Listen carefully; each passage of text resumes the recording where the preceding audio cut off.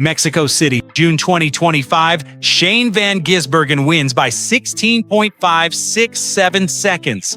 That's not a typo, 16.5 seconds, the biggest margin of victory in the NASCAR Cup Series in over 15 years. He did it while throwing up in his helmet from a stomach bug. 3 weeks later, that same driver, that same car number, same engine builder, same pit crew finishes outside the top 25 on an oval again and again and again. So here's the dangerous question nobody at Trackhouse Racing wants you to ask. Is Shane being outdriven on the ovals, or is he being outmaneuvered by his own team? Because by the end of this video, I'm going to show you the smoking gun, the data Trackhouse doesn't want on screen, the internal team conflict that lines up suspiciously with his worst weeks, and the political reason a three-time Supercars champion from Auckland might be getting buried by the very team that signed him. This isn't a hot take, mates. This is a paper trail. Let's get one thing straight. Before we talk Trackhouse, before we talk politics, you need to understand what this bloke is. Shane Van Gisbergen is a proper legend. 3 Supercars championships and 3 Bathurst 1000 crowns. He won the Chicago Street Race in his Cup Series debut in 2023, something that hadn't been done in 60-plus years. He didn't just win it, he embarrassed the entire field for us, for everyone down under, from Perth to Pukekohe.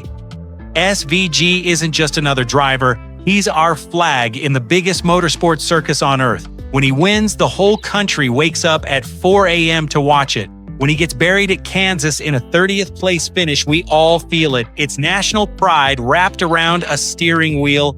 And that's why this matters, because the narrative being sold to American audiences, he's just a road course specialist, give him time, is absolute rubbish. He's earned 5 Cup wins faster than any driver since Dan Gurney in 1968. Read that again. Gurney, 1968, that is not a man who needs to learn how to drive. So if the talent isn't the problem, something else is. Right, let's open the file. Exhibit A, the average rating. Through the first 15 races of 2025, SVG's NASCAR driver rating was 48.1. That ranked him 33rd out of 36 full-time Cup drivers. 33rd, the man who just won Mexico by 16 seconds was statistically the 3rd worst full-time driver on ovals. You cannot tell me that's all the driver. You just can't. Exhibit B, the teammate gap. Ross Chastain's same Trackhouse equipment, same Chevy power, finished 2025 inside the top 10 in points, multiple top 5s on intermediates. SVG in identical machinery averaged 22.9 through 19 races and didn't crack an oval top 10 until Kansas in September. September, mates, that's 9 months of full-time racing before the team could get him one decent oval result. Look at that throttle trace. That is not a driver problem. A 4 miles per hour deficit on corner exit lap after lap is a setup problem or a power problem. Drivers don't lose 4 miles per hour by accident every single corner. Exhibit C, the pit stops. I went back through every Trackhouse stop in the 2025 second half.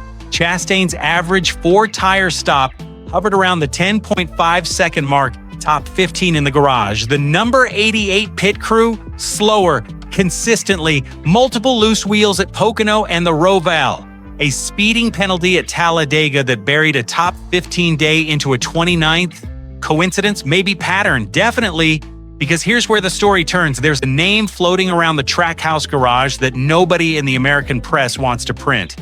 An internal conflict, a tension between SVG's engineering group and the team's senior strategy room that, according to multiple paddock sources, came to a head right around the time Connor Zillish's signing was being finalized, and we'll come back to that in 90 seconds. Hold that thought, because once you see who got prioritized in the meetings, you'll understand exactly why the number 88's oval program looked like it was running on the smell of an oily rag. So let's talk politics, real politics, boardroom and balance sheet politics. Trackhouse is expanding to 3 cars in 2026. Chastain stays in the 1. SVG gets shuffled to the number 97, the number he ran in Supercars. Sure, sentimental. Lovely story.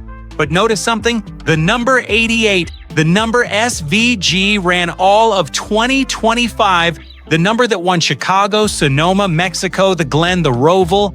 That number is being handed to a 19-year-old American rookie. Now ask yourself who that benefits. Marketing?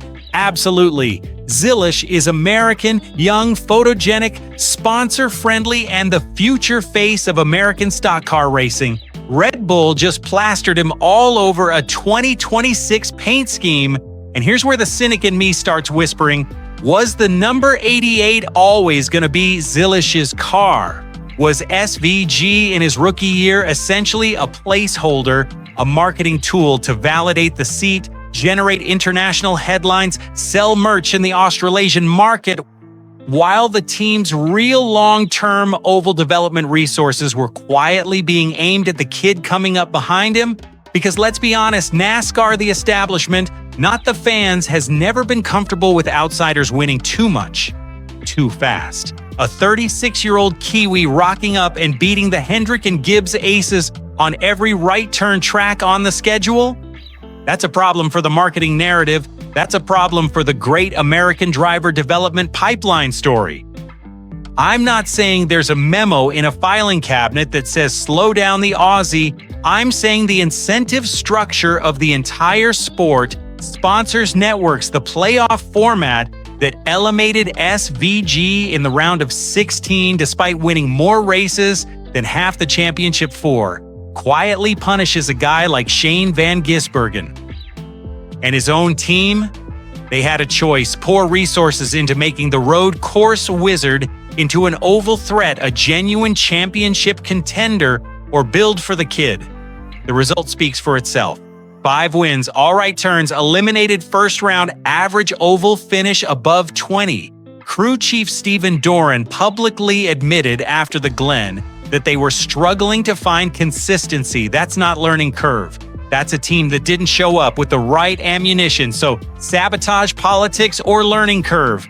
Time to call it. Let me kill the learning curve excuse right now. A driver who wins 5 races in his rookie year, 3 of them by double-digit second margins, is not a man learning how to drive. He's a man being asked to drag a substandard oval program to the finish line on raw talent alone. The data doesn't lie. The car was slow.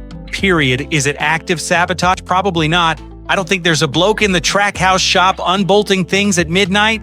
That's the lazy version of this story, and we don't do lazy on this channel. But is it institutional neglect dressed up as a development plan? Is it a team using a global superstar as a marketing asset for the Australasian market, while quietly redirecting its best engineering minds toward the American golden child? Mates, that's the smoking gun. That's what the numbers show. That's what the number 88 to number 97 swap whispers without saying out loud. Trackhouse Racing didn't sign Shane Van Gisbergen to win a cup championship. They signed him to win road courses, sell merch, and tell a great story while they built around Zilisch, an SVG proper legend that he has went and won 5 times anyway. Imagine what he does with a real oval program behind him. Here's my bold opinion. If SVG runs another full season with the same engineering allocation he had in 2025, he wins 4 or 5 road courses again and finishes outside the top 10 in points again. Same story, same ceiling. He's hit the hard yards. He's done the work. The team has not met him halfway. He signed a multi-year extension in August, so legally he's locked in. But contracts get torn up in this sport every other Tuesday. Hendrick, Gibbs, Penske, any of them would build a car around him tomorrow morning if he asked. So here's the question I'm leaving you with, and I want a proper Barney in the comments. None of this great video mate rubbish. I want a war down there. Should Shane Van Gisbergen demand a release from Trackhouse Racing right now before they waste another year of his prime building a team around Connor Zilisch? Or does he owe them loyalty for the seat that brought him to Cup in the first place? Drop your verdict below. If you reckon Trackhouse is killing his career, smash that like button so the algorithm shoves this video in front of every Aussie and Kiwi fan who's been gaslit into thinking SVG just needs more time. Next episode, we go deeper I've got sources telling me there's already been a phone call from a top 3 team. You won't want to miss it. Subscribe, hit the bell, and remember, on this channel, we don't trust the press release. We read the data. I'll see you next video.